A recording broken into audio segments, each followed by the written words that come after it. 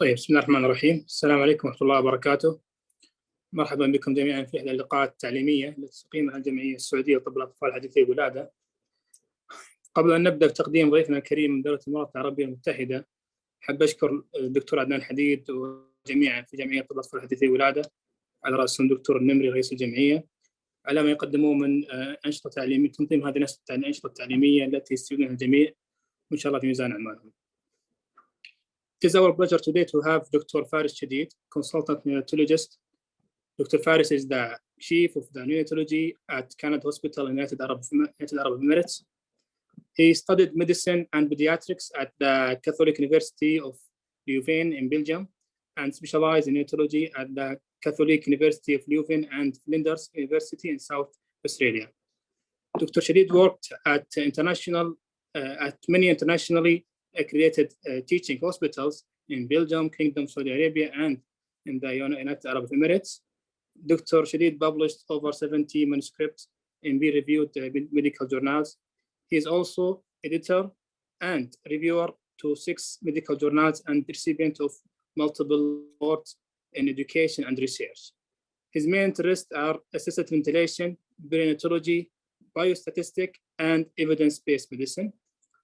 We are happy to welcome Dr. Faris today, and the floor is yours. And therefore, the questions will be by the end of the session. Follow Dr. Faris. Good evening, my colleagues in Saudi Arabia. Thank you, Dr. Abdullah. Thanks, Dr. Adnan Al-Hadid, Dr. Talal Tamimi, and Dr. Nimri for the invitation. It's a great honor to be with you. Thank you. I have a great memory of Saudi Arabia since I was myself head of neonatology at National Guard King Khalid Hospital. That was the name then for 7 years, and 1 year in Riyadh at the Kingdom Hospitals. I have beautiful memory from Saudi Arabia. Here is the hospital where I work now. It's in Al Ain, UAE. This is the eldest hospital in Abu Dhabi. The rulers of Abu Dhabi, majority of them are born in this hospital. It's named Kennedy Hospital because Dr. Kennedy and his wife from the USA came 60 years ago when there was no roads to Al Ain, there was only tent, there was no petrol, and they were caring for the people, for their animals, they were really the only doctors there. And they improved mortality and morbidity for women and children. This is a women-children hospital. And Sheikh Mohammed bin Zayed, His Highness, paid millions, hundreds of millions to build it again because he's also born there. You see, yeah. Because it's a women-children hospital, you can see if you're a woman, you have a parking here. And if pregnant women, even women not pregnant, you have a parking. Now, if you're a man, you have to go look for your own parking. I live a few minutes from the hospital, so when I walk to the hospital, you see they choose the name of the street with attention. Here is for those who don't speak Arabic, Capability Street. You cross it first, then you come to Clemency Street, to Care Street, then you cross to the Healing Street, and in front of the hospital you have Motherhood Street. So they named all hospitals because they have a special attention to that hospital. Today, my objectives are to speak on the pulmonary graphics. So we have 3 waves that we will look at: the pressure over time wave, the flow over time wave, and the volume over time wave. Then 2 loops. Loops, as you know, start at certain point and return to the same point. You have the volume pressure loop, the flow volume loop. So I'll go through those and how do you use them in clinical practice, and that's it. I have no conflict of interest. As you can see, there are so many conflicts, but no ventilators there. First, we inspect the loops, the waves and the loops. If I ask which one is the least interesting wave, now with some 200-300 people I heard, so I will not wait for an answer. But the pressure over time wave is the least interesting because it's a pressure control mode where we decide all parameters. So anything you decide yourself is, you know, whatever you set is not as important as what you get. The flow is the most important, then the volume. The pressure is the least important. The pressure wave starts at the PEEP and goes to PIP. The rise to PIP should take about 1/3 of the time, 20% of the time of the total inspiratory time. There must be some plateau of pressurization, then we return to PEEP. All right, we'll come back to it after. Now, the flow over time wave is the most important point, and the point which you look at, it has to be systematic. It has to start from zero during inspiration. The green is inspiration, and this ventilator green is spontaneous breathing. This patient was spontaneously breathing. So anyway, the flow over time wave starts from zero, reach to peak inspiratory flow. It returns very quickly initially, then slowly to zero. Stays at zero a little bit. Shouldn't be staying at zero too long, because if then stays too long, it is long inspiratory time. Too long or too short also, we don't want it. It has to stay a little bit on zero. Then it starts again during expiration from zero to peak expiratory flow and returns to zero. So we look not only at those issues, we look at the area under the curve of inspiration and expiration.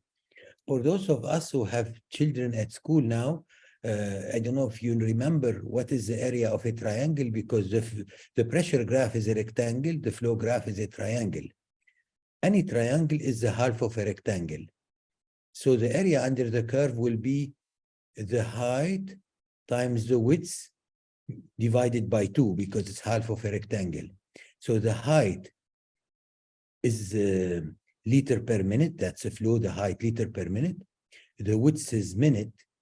So liter per minute multiplied by minute is liter. So that's to tell you that the area under the curve of the flow is the volume. So when you go from far away and you look at the flow graph, if you see that the area under the curve is small, that means you lost volume. You're not having enough volume. Area under the curve of the flow graph is the volume.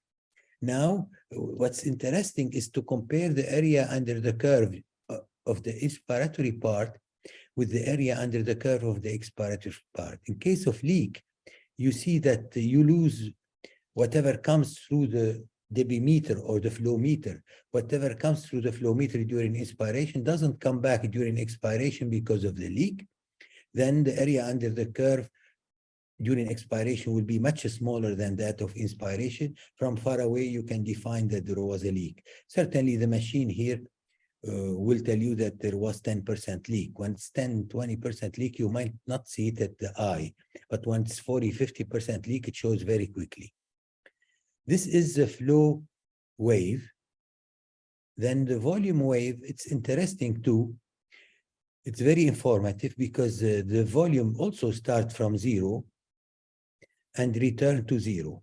Start from zero, goes to tidal volume.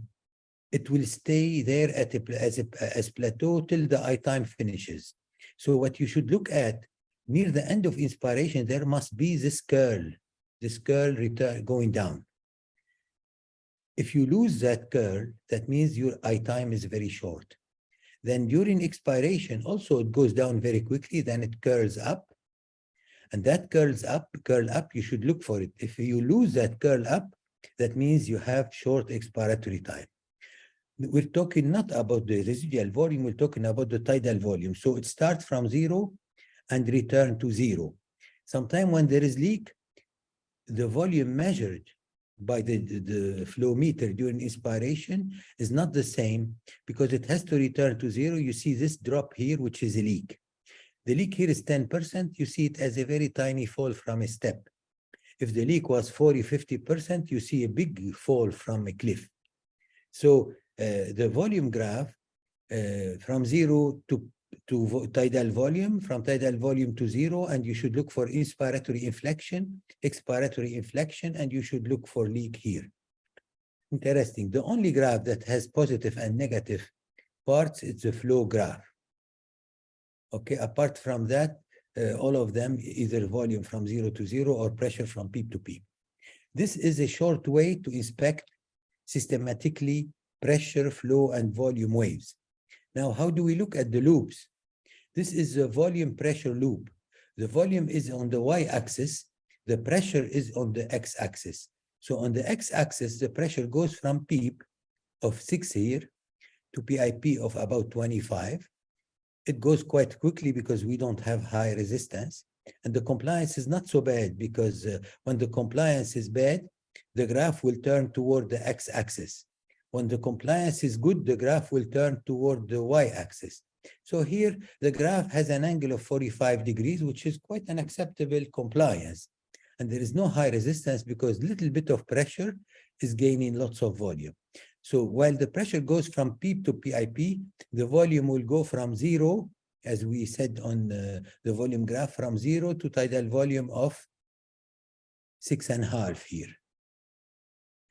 So during inspiration, we go to PIP. During expiration, we return normally to 0, to PEEP. During return to PEEP. But the volume itself here, because of that tiny leak, what we gained is volume 6.5 liter during milliliter during inspiration. We lost some of it because of the leak. And here we see that small tiny fall. That is the leak. Now, what you can look, the way to look at the flow volume loop is that the flow is on the x-axis and the volume now is not on the x. So the flow is on the y-axis and the volume is on the x-axis.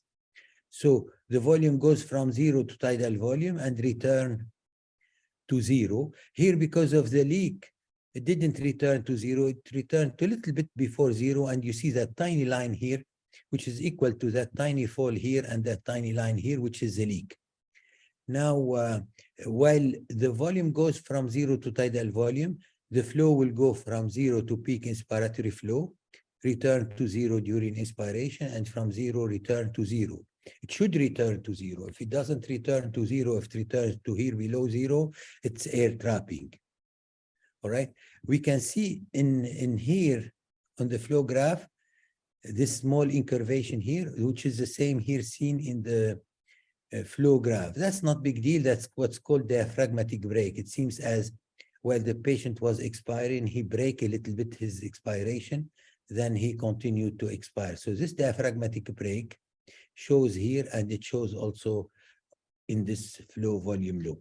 So after looking systematically at all graphs, waves and loops, now we start looking at conditions. As I said to you, the pressure graph, pressure wave is not really interesting, except that it will tell us if our flow is sufficient. Like normally, we need 10, 20%, 30% of eye time to reach the peak flow, to reach the PIP, the plateau. Now, the area under the curve of the pressure is the one that oxygenates the patient. So the area under the curve, as you know, it is PIP time I times. It will give me the inspiratory area. PEEP times the E time will give me expiratory area, and you average it by I time plus E time, you get the mean airway pressure. So if we want to oxygenate better, we can request give more flow and get the pressure graph to be more rectangular, but that could be more harmful from chronic lung disease point of view. So in parallel, if we see this patient, if we see a graph like that, we said the graph of the pressure should be rectangular, the graph of the flow is triangular. If we have less flow, we see that we take too long to pressurize, the graph of pressure becomes nearly triangular. And if we give even less flow, like 4 or 5 liters per minute, the graph here of the flow will become rectangular. But it didn't reach to become rectangular here. So this is a patient who's not having sufficient flow. We should increase the flow from 8 to 9 to 10 liters per minute. While this patient is having excessive flow, we see that the graph is too rectangular. There is even an overshooting here at every time. So that patient, yes, he will oxygenate probably better, but he will, it is aggressive type of ventilation, which may be associated with chronic lung disease. So the pressure graph is irrelevant to assess the flow. At the end of my talk, it's also relevant in volume guarantee mode for something very important I will show to you. Now, we have mainly three conditions when the inspiratory flow does not return to zero. You see on the left side the graph, this is a normal graph where the flow goes from zero return to zero during inspiration and during expiration. We look here in a flow cycled mode, which is a pressure support mode. As you know, in pressure support mode, it's a flow termination. So when the flow reaches to peak inspiratory flow, when it goes down to about 15% of peak inspiratory flow, or in different ventilator, we can decide when to terminate the breath at which percentage. But classically, 15% of peak inspiratory flow, the machine knows that the baby wants to expire, then it will cut the flow. So in pressure support mode, you never have any plateau here at the end of inspiration. You have always the flow cut off to go directly during expiration. This is not the topic of my talk, pressure support mode, but you would know that the graph in pressure support mode shows a flow that does not return to zero because it's cut off. This shouldn't be part of your differential diagnosis when the flow doesn't return to zero, because you are the one who set PSV and you know that the patient is in PSV. So you wouldn't bother about thinking about it because you didn't set it, so it's not there. So it is just for your information, but it's not normally part of your differential diagnosis. The differential diagnosis when the flow does not return to zero is quite simple. One condition is when you have a leak. You see, it's called the pressure control mode, meaning when we reach the plateau, the pressure is controlled all the time at the same level till the I time finishes and the expiratory valve opens. But when there is leak, if there is leak, the leak will make that pressure lost. To avoid that plateau from being lost, the machine, when there is leak, will continue inject flow till the end of inspiratory time. So when there is leak, the flow continue to come all the time. It would not return to zero, because every time it returns to zero, the pressure will fall. So in case of leak, you see always that shoulder here. That shoulder is the amount of leak that continues till I time is finished. If you have too much leak, the shoulder will be very high, somebody with big shoulder. And if the I time is too long, the shoulder will be very long. So you can see the shoulder here. It is that shoulder, which is the leak, higher shoulder, longer I time, longer shoulder. Something very interesting also, because we said that the area under the curve of inspiratory flow is the volume. So you can see the area during inspiration is much bigger than the area during expiration. That's also due to the leak. What came through the inspiratory flow during inspiration didn't return because of the leak. So the area here becomes small. So you have already two symptoms, shouldering and area under the curve that is tiny. Now, when we look at the volume over time curve, as I told you, the volume graph should go from zero to tidal volume return to zero. But because what came during inspiration, what came during inspiration did not return during expiration, you have this fall from a cliff. That is the leak. The most sensitive graph for leak is the volume graph. If you look at the volume pressure loop, the volume that came during inspiration, 6 liters, didn't return. So you see that straight line here is the leak. The same for flow volume loop, since the volume is on the x-axis here, whatever came here didn't return, so this area here is the leak.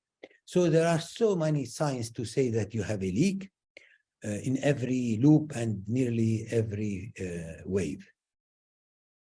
So now I said to you, the differential diagnosis is PSV, but that's out because we didn't put the patient on PSV. When the flow does not return to zero, it can be leak. Now, another reason why it doesn't return to zero, that when you cut the eye time extremely short, like when in PSV you cut it short, it didn't return to zero. Here, when your patient has, will explain it further, but when the patient need much longer eye time and you gave him a short eye time, you see the flow goes to peak inspiratory flow, would like to return here to zero, but you didn't allow him to return to zero. You lost that small amount of volume in here. So, and if you are in volume guarantee mode, the machine will compensate for that loss of volume by increasing your PIP. You would think that your patient is not having good compliance. So here, short eye time, you will not return to zero. But what's relevant as difference with the leak in this side is the leak. The right hand side is compared case with the leak. In case of leak, you have shouldering, because the flow continues till eye time finish. In short eye time, you wouldn't have shouldering. Also, the area under the curve in inspiration and expiration would be somehow the same. But when I go to look at the volume graph, this is where we discussed before, we need an inspiratory curl and the expiratory curl. The expiratory curl is clearly present here because we have enough E time. You see, E time is showing very long enough. So we have enough E time, I have a curl. But because I have short eye time, I see that I lost the inflection or the curl at the end of inspiration. This is important to also diagnose short eye time. Also, I thought there was no leak because we cut the eye time short. I see a tiny leak here on the volume curve. There was a leak, but it was hidden behind short eye time, so we couldn't see it. If I increase the eye time, I'll see some shouldering. But because it's tiny leak, it didn't show to my eye that the area under the curve in inspiration is bigger than expiration. So in summary, short eye time, the flow does not return to zero during inspiratory time. There will be loss of inflection of the volume graph, and the area under the curve, unless there is leak behind the short eye time, the area under the curve of inspiration expiration will be the same. In comparison here, this patient with quite a high leak, we see a difference, we see the shouldering, and I'm repeating myself, we see the area is less during expiration. You see, this is a machine that measures, we know that in volume guarantee mode, we use the VTE to decide the pressure of the next breath. So the machine has a leak compensation, but that leak compensation cannot work when you have a leak like in here, which is more than 50–60% of the inspiratory volume. So there is here a tiny leak, there will be compensation for it. To finish on short eye time and leak, you see, this is an interesting case. You clearly see that there is short eye time with this cut of inspiratory time, and because we lost also the curl here, but also I don't see shouldering, but I see the area under the curve during expiration. It's much lower than the area under the curve during inspiration. So this patient, if he had enough eye time, he would have shown shouldering. But because the eye time was cut short, you can see the shouldering. So he has short eye time plus leak. And I see the leak very well in the volume graph. I see it with the area under the curve here. If I want to test that it's a leak, I can go and increase the eye time from 0.3 to 0.4, and I will see clearly the shouldering. This patient, I presented it before. It has also a leak behind the short eye time, but a tiny leak. So short eye time can have a hidden leak behind it.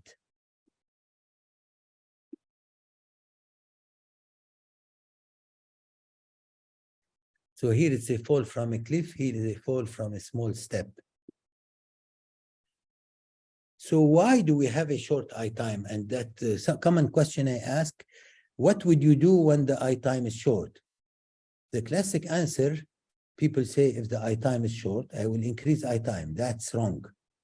So I will demonstrate to you that when you have short eye time, please don't increase eye time. Short eye time is increased resistance, still proven otherwise. To show you that concept, that I will talk 2 minutes on the concept of time constant. For those of us who are neonatologists, this is our daily bread, the time constant. You need, for one time constant, you fill 2/3 of the lung, 2 time constant, 86% of the lung, and to fill the lung, you need 3 to 5 time constant. So you need always your eye time to be 0.3, 0.25, 0.3, 0.35 to have to be more than 3 to 5 eye time. What is the time constant? Is compliance times resistance. The compliance, we know it's delta V divided by delta P. Delta V is in mil, delta P in centimeter water. So compliance comes in mil by centimeter water. The resistance is how much pressure you have to put to get a flow. So it's delta P by flow. Delta P is centimeter water and the flow is mil per minute. So if you multiply compliance by resistance, we're multiplying mil per centimeter water, and this is the minute will come up. So centimeter water by minute mil. So the mil and mil will kill each other. The centimeter water and centimeter water will cancel each other. So the compliance times resistance comes in minute, which is time. This is why we call it time constant. So when you multiply compliance by resistance, you get a time. And that time is the time constant. That time constant is universal. It works in electricity, same principle. It's compliance times resistance. It works in decay of radioactive element. So it is a universal point, things of how exponentially the lung is filled or how exponentially the lung is emptied. So remember, you need 3 to 5 time constant to fill the lung, and time constant is compliance times resistance. So now what happened to my patient with short eye time? He will have short eye time when his time constant become longer, he would need longer eye time. So the time constant, because we need 3 to 5 time constant. So when the time constant is long, is either the resistance is high or the compliance is good, high. Let's say you are rounding and you see that a patient who's having normal eye time, normal inspiratory time, and you go to the delivery room or you go 5 minutes, take a drink and come back, and within 5 minutes he has short eye time. There is no way that within 5 minutes his compliance has improved so much. So classically, the patient improved compliance maybe after surfactant or after puncturing in pneumothorax, but in general, compliance improves slowly. So any patient who deteriorate his eye time becomes shortly, it's, as I said, don't increase the eye time. It's high resistance, still proven otherwise. So short eye time is high resistance, still proven otherwise. So let's show it. Here, that patient with short eye time, I go quickly to look at the pressure volume wave. I put so much pressure against so little volume because there is severe inspiratory resistance, and I lose so much pressure without losing any volume. There is expiratory resistance. And in that volume pressure curve, there is this zigzagging, which is due to secretions. So this patient is shouting to me, I have short eye time, don't increase my eye time, go and suction me because I have high inspiratory resistance, high expiratory resistance, and secretions. So I have one message to you tonight, short eye time is increased resistance, still proven otherwise. Here is a patient who has acceptable compliance and the inspiratory flow goes from 0 to all is good. But within minutes, you come and you see that he has short eye time. When you look at the flow volume loop, when you have high resistance, you see here the high resistance during inspiration, during expiration. When you have high resistance, you will have, I'll explain it further, but normally your graph should be like that. Here is the inspiratory resistance, which you gain because of secretions or no closed tube. And this is what's expiratory resistance. If you suction well the patient or you clear his ET tube, you would go back to the graph in yellow. Now, for those of you who like number, also, you don't need to listen if you don't like numbers, because the message is clear now. This patient also, because of high resistance, too much pressure doesn't bring any flow. So his flow graph, which was high, will push down because he will have less inspiratory flow, less expiratory flow. So the graph will be squeezed, sorry. The graph will be squeezed from up down because the flow, because of the resistance is less. But also because of the resistance, the volume, because of the lack of flow, you have less volume because the volume is flow multiplied by time. So what I would say that your flow graph will be pushed down, up and down will be squeezed, and will also be squeezed from left to right. And the PV loop will be square. For those who like the numbers, resistance, as we said, is how much pressure you need to push the flow. So if resistance equal delta P time flow, delta P equal resistance time flow. Since we have a pressure control mode where the pressure is constant, if the resistance increase, the flow will decrease. This is why I show you here that the flow will decrease. So high resistance, the flow will decrease. The same for the volume. The volume is, as I said, the area under the curve of the flow. The volume is area under the curve of the flow. So the area under the curve of a triangle is flow, is height time width divided by 2. Flow multiplied by time divided by 2. So if my flow is down, my area under the curve is down, my volume is down. This is why your graph is squeezed from left to right, from up down. So I hope this message is now given enough time. I give you an example of a patient here. It would be good if we were 15 or 20 people, so everyone will comment what he sees. But if you want to read this graph, don't rush into it. Look at the pressure graph, which is less important. I see that the rise to PIP is acceptable. Now I will look at the inspiratory flow. It goes from 0, return to 0. I would have liked it to stay longer on 0, but it's not staying long on 0. But during expiration, it's very interesting. It goes from 0, doesn't return to 0. So I clearly have some trapping of air. It doesn't return to 0, so this expiratory time is short. When I look at the volume graph, I have an inspiratory curl because I have just good enough time. That graph, there was enough time, so there was curl. That graph, bit less time, so I lost some curl. But at all time, the expiratory curl is lost. I see we go straight here. So the expiratory curl is lost. Why? Because the expiratory time is short. If we look at those zigzag in here, the expiratory flow is cut and going slowly also. It's not exponentially going down, it's broken with zigzagging due to secretion. Look at the pressure graph, it is rectangular, PV graph. So it is high resistance. And the flow graph doesn't return to 0, there is trapping. So this patient is shouting to me that I have, as we need 3 constant time to 5 constant time for inspiration, we need also 3 to 5 constant time for expiration. And this patient is shouting to me that I have short E time because of secretions, and I show you high resistance zigzagging here. Please go and suction my ET tube. Rather than doing that, the specialist or physician who was at night, that patient was having high CO2.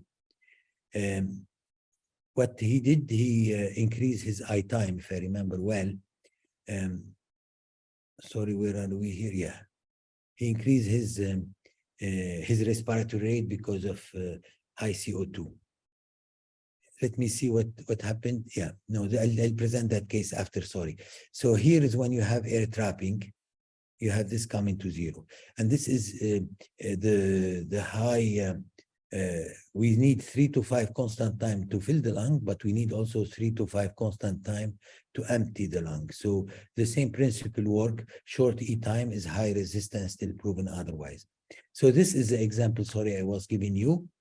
I have this 23-weeker, but who has severe chronic lung disease. He's now 7 months old, and chronic lung disease, the CO2 measured was 75 millimeter mercury. So the physician had to act on it. At that time, the respiratory rate was 40 per minute. This is on a ventilator here that can give NAVA, but it wasn't on NAVA. So respiratory rate 40 per minute, and inspiratory time, it doesn't show, but 1 divided by 2.6, IE ratio 1 to 2.6 would mean that your I time was 42 seconds, 0.42 seconds. So the physician said, I have high CO2. I'm going to increase the rate from 40 to 50. Rather than going here and checking that possibly this is high resistance due to secretion. So increase the rate from 40 to 50. You see here in this patient, also this patient, what you look at the graph systematically, the pressure graph is fine. We see clearly, while we have a high CO2, we also have a very short I time. So we have a short I time, and we have enough E time, but there is zigzagging. I see here during the inspiratory volume, I lost the curve because of short I time, but during expiration, I didn't lose the curve because there is good enough E time. There is secretions here, certainly, during expiratory phase because of the zigzagging, but I still have good enough E time. Why? Because the rate is relatively low and the IE ratio is quite big. So the physician wanted to treat the high CO2. He went and increased the rate to 50. But the short I time, what he did, he decreased this from 1 to 2.6 to 1 to 1, because he said, I want to have longer I time, because he is short I time. So increase the I time to 0.6 to solve this problem of short I time, and increase the rate. So too much rate and too much I time, now there is not enough anymore for the E time. So now while the I time with 0.6 is fine, we return to 0. Sometimes we don't return to 0, we barely return to 0. And the inspiratory curl is returned. Now the expiratory curl is lost and the E time is not enough. And the zigzagging. So the action to increase the respiratory rate from 40 to 50 and the I time 1 to 1 helped the E time, helped the I time, didn't help the E time. Now I have air trapping, which shows in here. So we see clearly high resistance that needs suctioning, but he wasn't suctioned, the patient. So because of then what happened here, oscillating between longer I time, shorter E time, this story kept going without suction until at a certain time we suctioned the patient, and after suctioning we see the graph is no more rectangular. It's a beautiful, resistance is gone. There is still a little bit here of trapping. Why? Because again, unfortunately, the CO2, which was high, the physician decided to increase the rate to 60. Chronic lung disease doesn't like a high rate. And also, while we gained the resistance, and normally we should have been fine with 40 of rate, now because of the 60 of rate, the E time is not enough. So you can see how important in one single case, if we look at the graph, we would know that this patient has no more secretion, has good resistance, but trapping because of this 1 to 1 and 60 of rate. Decreasing the rate, getting this more, you will be fine. Just show you that as interest to see how important in clinical practice is graphic. This patient here, when you look at it, it's sort of normal, but when we look more in details, we see that the plateau of volume is quite long. The plateau of flow here is quite long. So possibly, and the curl is there. So possibly it has quite a long I time, maybe too much rate. And then the E time here is probably short because I don't see the curl. So I have I time longer than needed, E time shorter than needed. Possibly I can decrease the I time a little and probably decrease the rate a little to allow more E time. This is more in fine tuning. I see some trapping here on the FV loop and a little bit of leak here, but not much. So here it is sort of nearly normal, but when you look in precisely, you see long TI, short TE, some air trapping, some expiratory resistance during expiration, but not so much during inspiration. Maybe a suctioning wouldn't harm him. A bit of expiratory break here. So it is nearly normal what you can find in it things. Beaking is when you give too much pressure, like initially the compliance in the, it's calculated by C20C, because the compliance of the lung is much better than the compliance in the last 20% of the lung. So if you measure delta V divided by delta P for the whole lung, and you measure delta V by delta P in the last 20% of the curves, you find that they should be equal nearly, but at least C20, the compliance of the last 20% of the cycle shouldn't be less than the 70% of the whole compliance. So when C20C is less than 0.7, you may have beaking and over distension. You might need to decrease the pressure a little.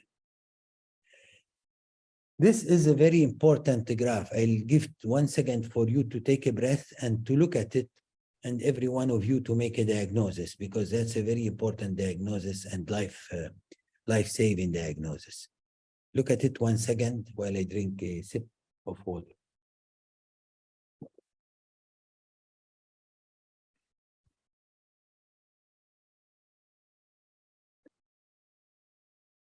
This patient was having nice pressure wave. I told you the pressure wave is less important, but here it's important. It was a PEEP of probably 6, something like that, PEEP of 4 and PIP of 20. But very quickly now, we lost the whole pressure. The PIP, we can't get even the PEEP. My PIP is now 2, immediately for no reason. Nobody requested 2. And the mean is nothing. You have the inspiratory flow nicely as usual. Yes, there might be some resistance because the area under the curve is so tiny, so maybe, or my graph should be more bigger. But anyway, the graph is nice from nice flow, inspiration, expiration from 0 to 0, from 0 to 0. Area under the curve is small. Either my graph is small or my flow, my volume is small. But what happens here, I lost the whole negative part. There is no more expiratory. So the flow push so hard, the flow goes to the maximum because it needs to compensate for the loss of pressure. But whatever comes during inspiration to the flow meter is not coming back to the flow meter. The same in this is acoutronic. We don't name ventilators, but just to show you in different ventilator. This is acoutronic. I think this is yes, SLE, and this is VN 500 or 600. So the same pressure lost, no expiratory flow, and some of them show different things. But here I see. No more, you have inspiratory volume, no too much come to compensate for the loss of pressure, no volume during expiration, it's straight. Here also more clear, in VN 500, you have lots of volume during inspiration, nothing during expiration. You have all of it is the same picture. So what do you think is the diagnosis? This patient got extubated. So when you get extubated, you shouldn't think too much, and even you could bring the ETCO2 to check, but that graph is typical. Nothing coming back to the flow meter. Nothing coming back to the flow meter. No pressure generated. No expiratory volume. Khalas. The patient is self-extubated. That's a typical graph.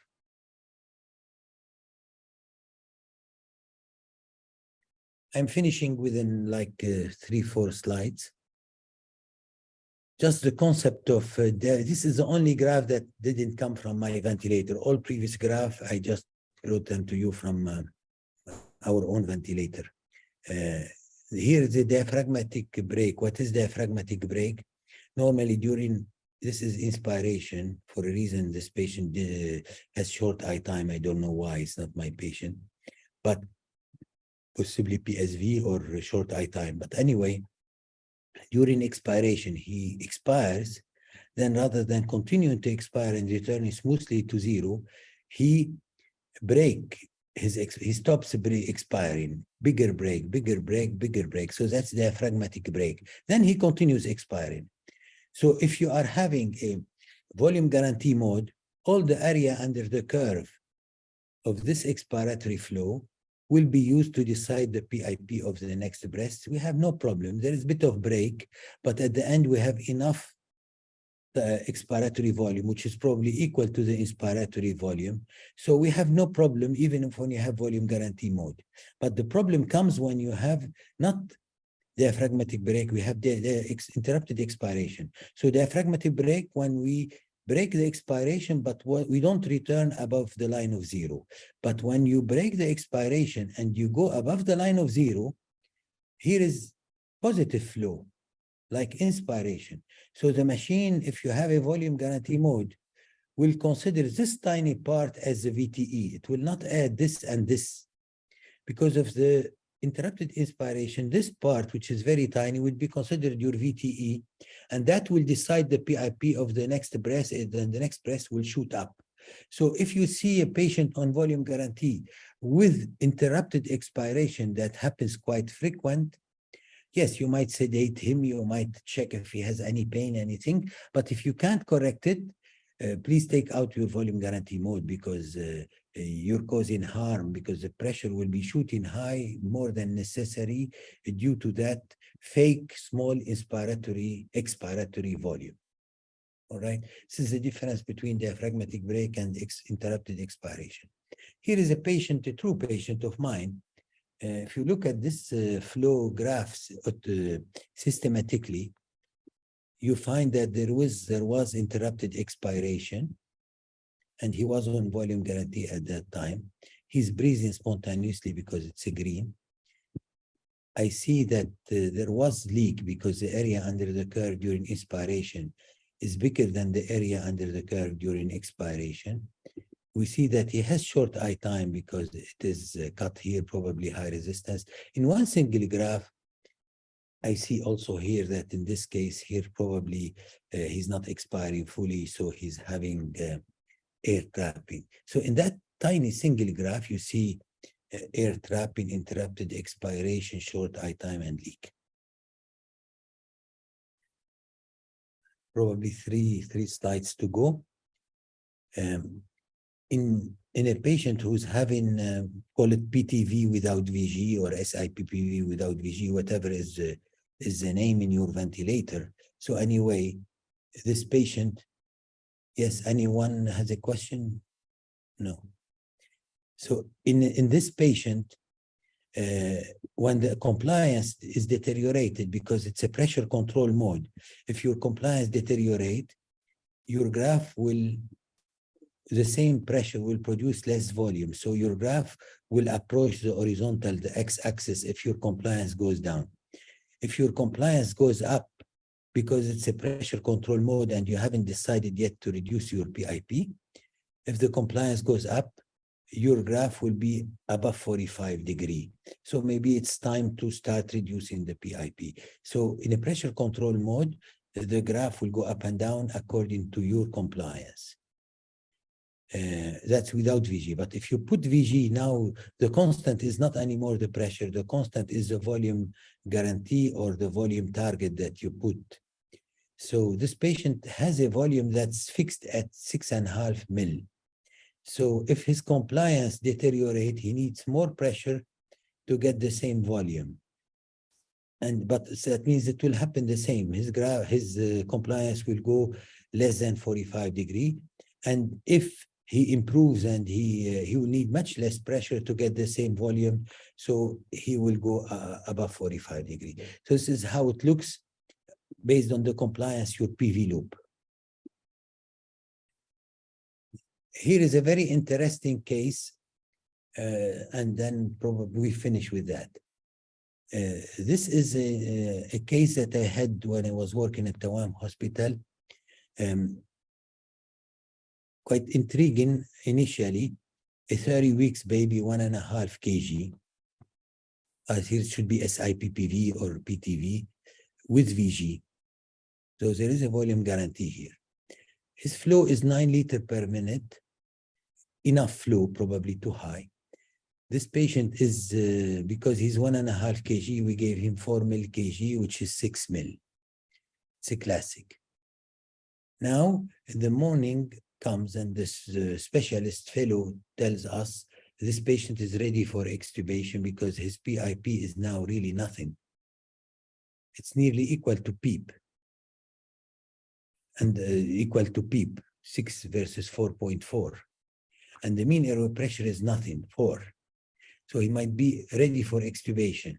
But then why this patient who's ready for extubation, he's having recession, he's fighting the ventilator, he's having a respiratory rate of 70. And you look at it, you see that he's generating nicely a tidal volume while I requested for him 6 mil kg. He's strong enough and he's generating 8.9 mil kg. So I'll give you a second to think of it and what do you think has happened here? Look at again to complete the picture at the graphs. The pressure graph, which should be rectangular, is really triangular, and I cannot accuse low flow because for 6 of PIP, I have 9 liters. Certainly the flow is enough. Why the heck is that this flow graph, this volume, this PIP graph is not rectangular, it's triangular? Then every breath is cut. Not enough for inspiration time, not enough expiratory time. Inspiratory curl is gone, expiratory curl is gone, maybe this tiny leak. So what's happening to this patient? The answer to this, for those who found it, congratulations. No, let me go back. The answer to this that in volume guarantee mode, there are 2 securities. There are many more securities, but the main 2 securities are that the expiratory tidal volume is fixed at certain volume and you have a PIP max. So the one security is that you cannot exceed the PIP max to avoid barotrauma. So that's one security. Another security, before we say second security, normally the VTE decide the PIP of next breath. But as security, the machine measures the VTI and VTE. If during that same breath, without waiting the next breath, if during that same breath, the machine measures that you already took 130% of your VTI, of your VG, so his VG is 6 mil kg. He took 8.9, which is more than 130% of VG. So during that same cycle, the machine noted that you took too much volume. To prevent volutrauma, the machine will dump that same breath. It will cut the breath in the middle. It will start expiration, so you have short eye time. And then every time the baby, because he's strong and healthy, he'll take much more than 130% of his target 6 mil kg. Anytime he takes more than 130% his target VG, then the machine will not wait for the next breath to reduce the PIP. It will cut that same breath off, and then it will order the next breath to go down. So the patient start going down with the PIP till he reached the PEEP, nearly the PEEP. So now he is ventilating against the ET tube, against high resistant ET tube, but he's still taking his too much volume, and then he got exhausted at some stage. And if he, so you think he's ready for extubation, while the treatment to that would be, not every baby needs 4 mil kg. Healthier baby, healthier lung might need 5, 6, or 7 mil kg. But if this patient wants me to get him 9 or 10 or 11, 12 mil kg, which they take some time, I'm not going to do it. I take out the VG mode. So the solution to a patient like that is to give him higher VG, But if that's not enough, take out the VG mode, and which I did in this case. I put back immediately the PIP to 14 or 16. I checked his air entry, and he calmed down. He went down to a rate of 30, 40 immediately, and he was happy. And they gave him a few more days. He wasn't ready for extubation for other reasons, but he could be ready for extubation otherwise. I went to off VG to a PIP of maybe 14 or 16 over 5 or 6, and then he calmed down. So remember, a patient on VG mode, if he starts having this graph, he's having a VTE higher than 130% of VG, and the breaths are blocked, and he's fighting with you. Lately, I started to look at the graphics in high-frequency volume guarantee. And you can have the same graph. You see a tiny leak in the low volume loop. You can see in here a drop from a step or a cliff, even if it is high frequency, in high frequency volume guarantee or high frequency. You can see the leak on the graphs. Look at it, the graph shows the same as the other one. I widened the graphs to see it in this patient with 60%, 67% leak. I see the leak here in the flow volume loop and the leak in the pressure volume loop, and here even 90% leak. So what would you do in that patient with high frequency volume guarantee? Certainly the same principle applies like conventional with volume guarantee. Don't allow more than 50% leak or so. So this patient should be taken out of the VG or take out the leak in somehow. Again, in high frequency, you can look at the resistance. Well, this is a nice resistance here and a nice flow. When you have secretions in the ET tube, you see the zigzagging because that's a volume guarantee. The patient went in more delta P and negative pressure, and you see the flow graph is squeezed from up, down, from left, right. So it is the same graph as in conventional. In conclusion, the pressure wave will tell us about the pressurization, means how much flow we need.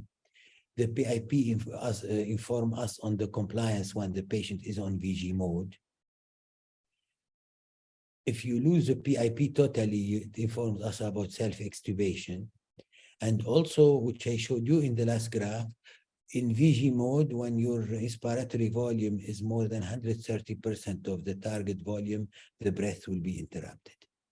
Now, the flow and the volume graph, both of them inform us on the inspiratory time and expiratory time with the curls here and with the time here. On inspiratory volume with the area under the curve and expiratory volume with the leak. It will tell us about the resistance with the zigzagging. There will be clear showing of leak, secretions, extubation. During extubation, we lose all this negative part. The diaphragmatic break, which you can see here, and interrupted expiration, which I showed. The last slide, VP loop, tell us about the compliance, which I showed you. When the compliance is there, the graph will be above 45 degrees or below when the compliance is less. You can see inspiratory resistance, expiratory resistance, the leak which shows here. Overdistension with beaking, and secretions with zigzagging. The FV loop with high resistance, it will be squeezed from left to right, from up down. With air trapping, it wouldn't return to zero. With leak, it wouldn't return to zero. With air trapping, it wouldn't return to zero on the y-axis. With leak, it wouldn't return to zero on the x-axis. And when there is secretions, it will show zigzagging. So remember that waves and loops keep coming, so you can learn how to serve. Thank you very much. Thank you very much, Dr. Faris. We really enjoyed this informative speech. You really made our life easy in one of the difficult aspects in the mechanical ventilation. Now the floor is open for the questions, please. First question we have from Dr. Sir, how can I differentiate between pressure overshooting? The second question is, what is the maximum acceptable or allowed leak? Pressure overshooting, and the second question? Maximum leak, allowed leak. Maximum allowed leak. Okay, the pressure overshooting, I tried to create it with my own ventilator, but I wasn't able, so I took that picture. Pressure overshooting, in some ventilator, it measures the, first, when you look at the graph, it shows peaking, as in here. At the end of inspiration, you put so much pressure and you don't gain any volume. So the pressure went up from here till here, but the volume went up very little. Why? Because the lung is over distended and not taking any more volume. So you lose compliance at the end of the inspiratory graph. So if you like numbers, and if your machine measures it, you can measure the compliance of the last 20% of the cycle. It should be normally equal to the whole compliance if there is no peaking. But it can be a bit less, down to 70%. So you look at it visually is enough, and you can measure it if you want. This is how you would watch on overdistension. What maximum leak is allowed? Nearly all modern ventilators, they have now leak compensation. I'll answer that in two parts. If you're not having a pressure support mode, PSV mode, if you're having like normal modes of ventilation like SIMV, SIPPV, or what we call it PTV, if you're having no PSV mode, classically, ventilators are claiming now that they have leak compensation up to 60%, meaning that they measure the volume during inspiration, the volume during expiration, and they would notice that there is a leak, and then they will compensate for it. But we don't know how much leak is leaking during inspiration. More leak happen during inspiration because there is more pressure during inspiration, contrary to what we think. The volume goes in and it leaks when it goes out. No, during inspiration, the leak happen because there is higher pressure. During expiration, the PEEP is small, less leak. So the answer is that you can't, the VTE would not be enough measurement to say how much leak happened. So I would say up to 40% leak I take. Now the new ventilator, they're saying 50, 60% leak is fine. You may go with them. I go 40, maximum 50% leak. Even with VG mode, and generally I don't go more than 40%, 45, 50% leak. Now, in the answer, when you have leak during a pressure support mode, as you know, the pressure support mode is a flow termination.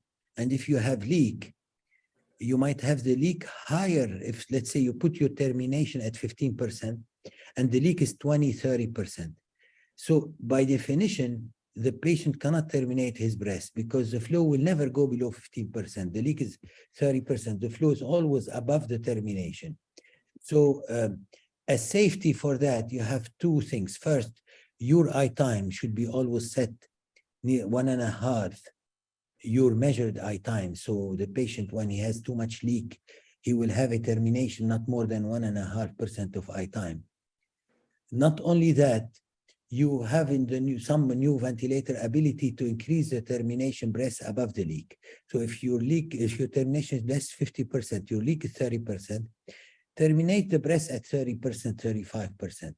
But you can go terminate the breath at 40%, 50%. But what does it mean? That you're cutting 40% of your breath out.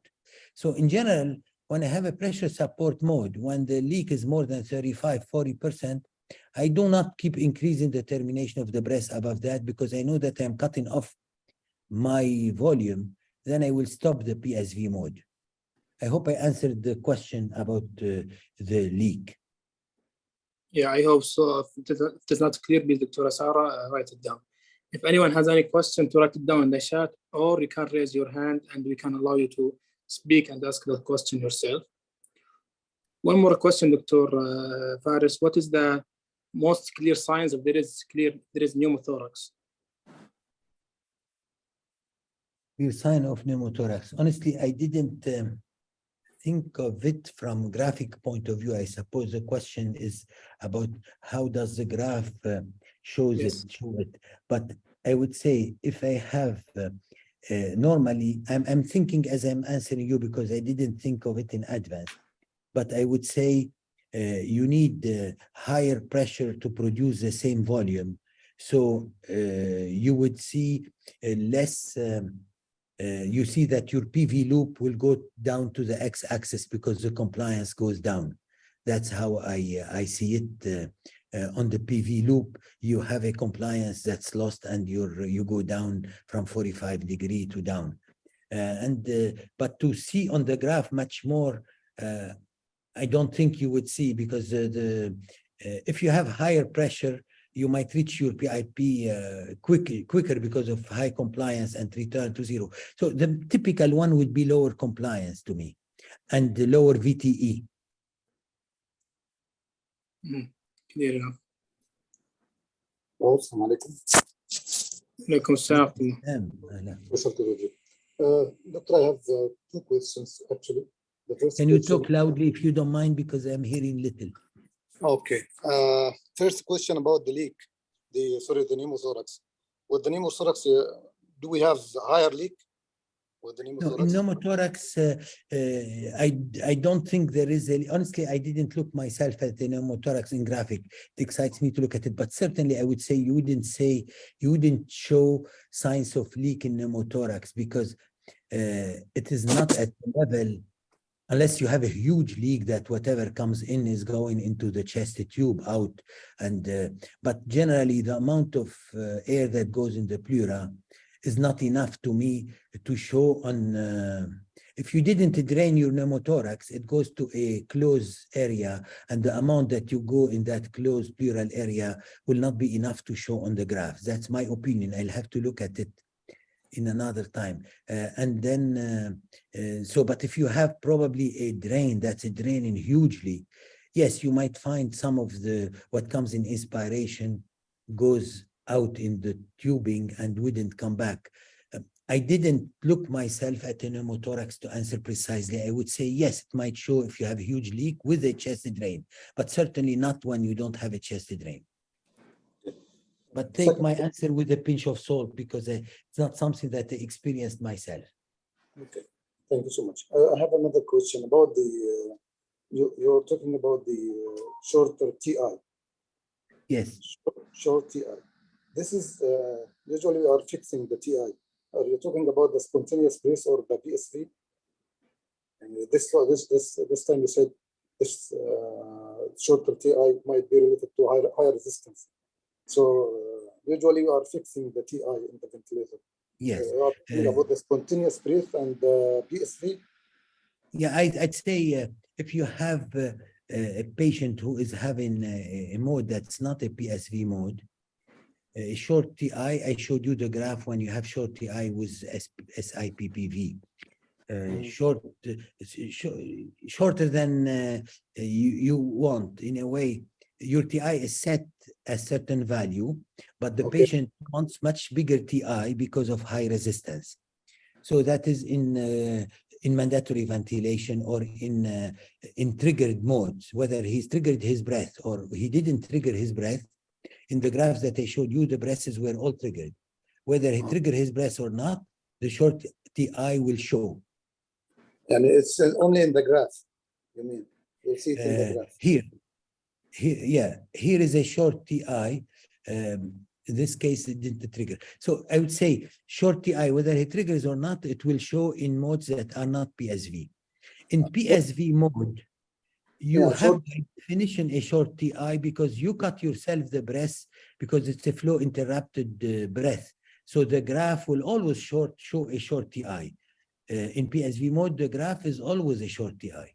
Here is a PSV mode, whether he has high resistance or not high resistance, you are the one who decided to cut the breath, and you will always show in the graph a short TI. Okay. So short TI in relation to the patient's need.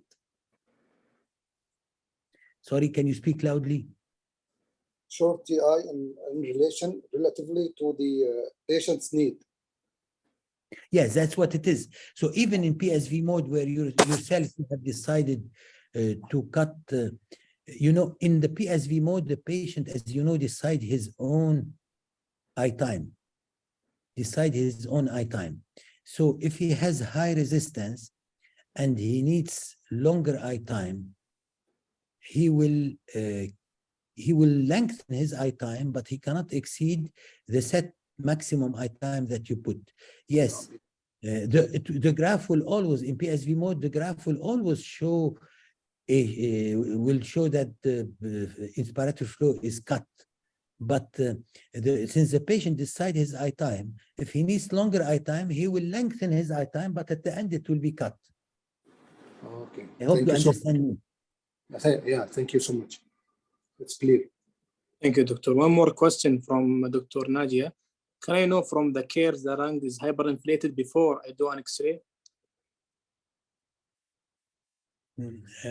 In my experience, I rarely benefit from pulmonographic to demonstrate hyperinflation.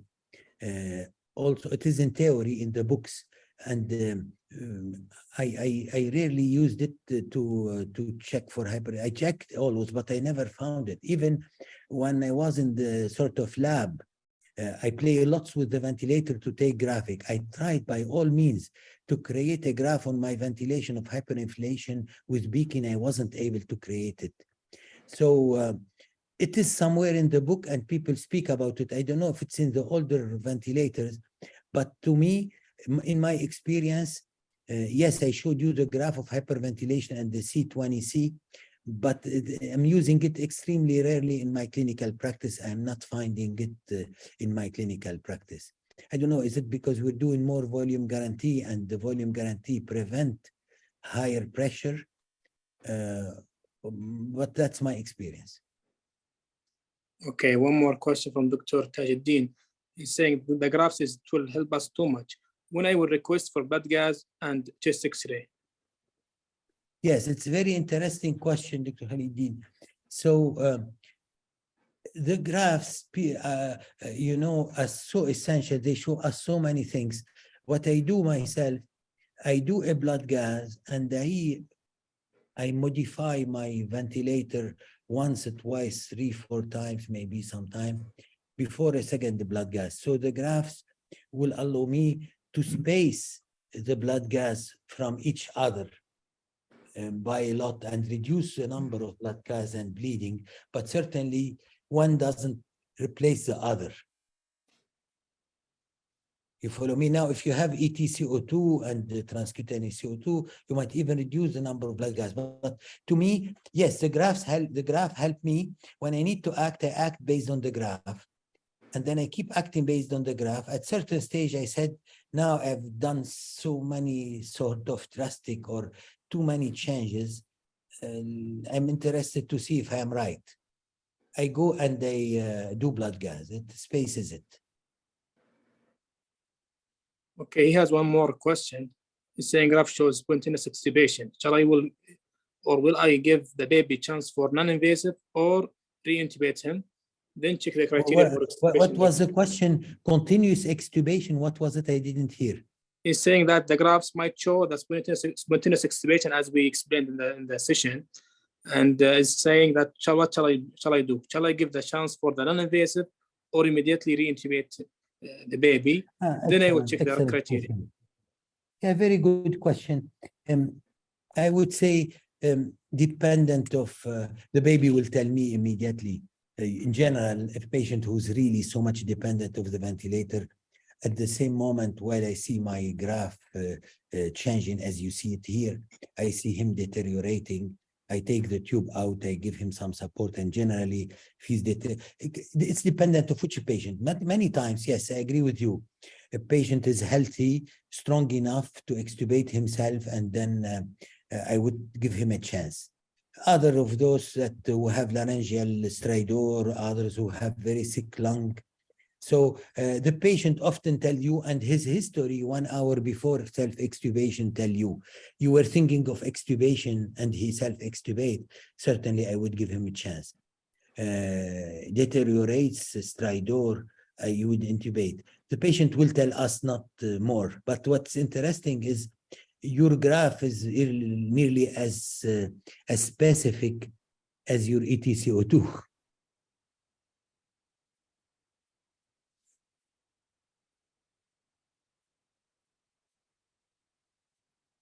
Hello? معك دكتور الآن وضح طلع الصوت.